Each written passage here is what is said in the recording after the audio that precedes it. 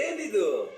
ನಾವು 30 ವರ್ಷದಿಂದ ಏನನ್ನ ನಂಬಿ ರಾಜಕೀಯ ಮಾಡ್ತಿದ್ವೋ ಅದನ್ನ ಅರ್ಧ ಚೀಟಿಲ್ ಬರ್ಕೊಂಡ್ ಬಂದ್ಬಿಟ್ಟಿದ್ಯಾ. ಇದನ್ನೆಲ್ಲ ಸಾಲ್ವ್ ಮಾಡ್ಬಿಟ್ರೆ ಬಡತನ ಹೋಗ್ಬಿಡುತ್ತೆ. ಬಡತನ ಹೋಗ್ಬಿಟ್ರೆ ಓಟಿಗೆ ಕಾಸಿಸ್ಕೋತಾರ. ಅನ್ನಕ್ಕೋಸ್ಕರ ಅಲಿಬೇಕು. ಹೊಟ್ಟೆ ಹಸಿದು ಕಿವಿಲಿ ಗುಯ್ ಅನ್ಬೇಕು. ಆಗ್ಲೇನೆ ನಾವು ಕೊಡು 500 ರೂಪಾಯಿಗೆ ನಾಯಿ ಹಾಗೆ ಬಂದು ಓಟ್ ಹಾಕ್ತಾರೆ. ಇದೆಲ್ಲ ನಿನಗೆ ಹೇಗೆ ಅರ್ಥ ಆಗತ್ತೆ? ತಗೋ.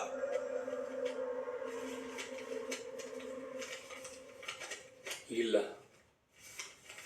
ನೀವು ತಪ್ಪಾಗಿ ತಿಳ್ಕೊಂಡಿದ್ದೀರಾ. ಬಡತನ ಹಸುವನ ಒಂದ್ ಮಟ್ಟಕ್ಕೆ ಮಾತ್ರ ತಡ್ಕೊಳಕ್ಕಾಗತ್ತೆ. ಅದನ್ನು ಮೀರಿ ಅವ್ರ ಆತ್ಮಗೌರವ ಕೈ ಹಾಕಿದ್ರೆ ಜ್ಞಾಪಕ ಇದೆ ತಾನೆ, ಕಂಬಳ ಓಟ.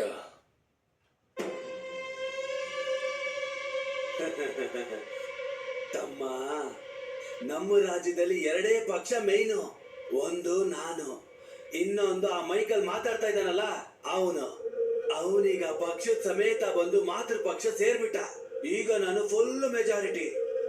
ಇನ್ನು ಜನಗಳು ಕೋಪದಲ್ಲಿ ಓಟ್ ಹಾಕ್ಬೇಕಂದ್ರು ಕೂಡ ಸೋಪಿನ ಗುರುತಿಗೆ 100 ಓಟು, ಚಾಪೆ ಗುರುತಿಗೆ ಇನ್ನೊಂದು 200 ಓಟು ಹಾಕ್ಬೋದು ಅಷ್ಟೇನೆ.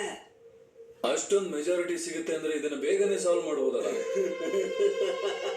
ಅಯ್ಯೋ ಹುಚ್ಚಪ್ಪ, ಇದ್ರಲ್ಲಿ ಬರೋ ದುಡ್ಡಲ್ಲೇ ನಾನು ಇವ್ರನ್ನ ಬೆಲೆ ಕೊಟ್ಟು ಕೊಂಡ್ಕೊಳ್ತಾ ಇರೋದು. 224 MLA, 36 ಮಿನಿಸ್ಟರ್ಗಳ ಸೋರ್ಸ್ ಆಫ್ ಇನ್ಕಮ್ ನೀನ್ ಕೈಲಿಟ್ಕೊಂಡಿರೋ ಪೇಪರ್. ನನ್ನೊಬ್ಬನ್ನ ಎದುರಿಸಿ ಒಂದು ಕ್ಷೇತ್ರದಲ್ಲಿ ನಿಂತು ನಿನ್ ಕೈಲಿ ಏನ್ ಮಾಡಕ್ಕಾಗತ್ತೆ? ಮುಂದೆ ಬರೋ ನನ್ನ ಸರ್ಕಾರ ವಿರೋಧ ಪಕ್ಷನೇ ಇಲ್ದೇ ಇರೋ ಸರ್ಕಾರ. ಇದು ಹೊಸ ತರ ಕಾಣ್ತಾ ಇಲ್ವಾ?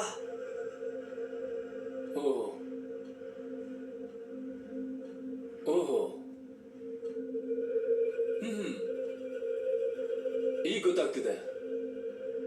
ನೀವೊಬ್ರು ಮಾತ್ರ ಆಡಳಿತದ ಯಂತ್ರ ಅಲ್ಲ, ಆ ಯಂತ್ರದ ಚಿಕ್ಕ ಚಕ್ರ ನೀವು ಅಂತ. ಈಗ ಬದಲಾಯಿಸಬೇಕಾಗಿರೋದು ಆ ಒಂದು ಚಕ್ರ ಅಲ್ಲ, ಇಡೀ ಮೆಷಿನ್. ನಿಮ್ ಕ್ಷೇತ್ರದಲ್ಲಿ ನಿಮ್ಮೆದುರಿಗೆ ಮಾತ್ರ ನಿಂತ್ಕೋಬೇಕು ಅಂತ ಅನ್ಕೊಂಡಿದ್ದೆ.